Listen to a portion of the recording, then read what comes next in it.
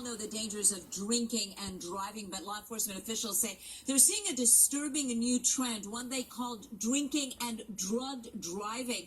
44% of drivers killed in crashes testing positive for multiple substances. And you mentioned that we tried it out. We wore something called the drunk suit. This was created by Ford engineers to simulate what it would be like driving under the influence of drugs, and it wasn't pretty.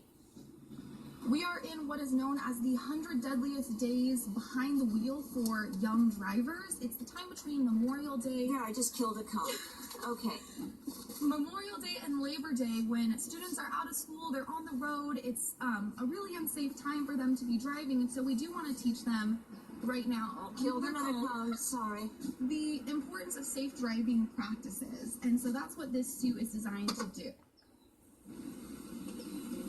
The California Highway Patrol teaming up with the AAA, the California Department of Insurance, Ford, and others to remind folks of the dangers of getting behind the wheel while under the influence of anything, especially this 4th of July holiday. That disturbing new trend, seeing multiple substances like opioids and cannabis, in addition to alcohol, found in more than half of the impaired drivers pulled over.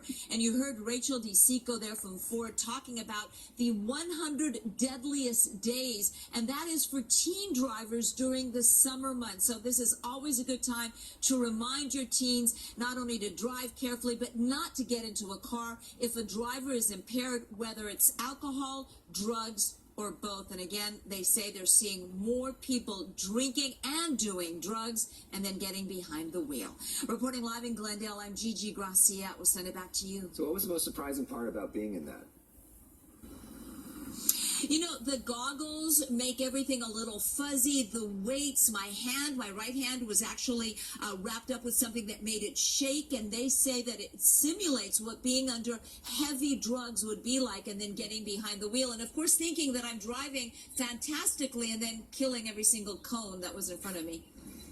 That's a good lesson there. It's a good lesson for everyone out there. Thanks so much, Gigi.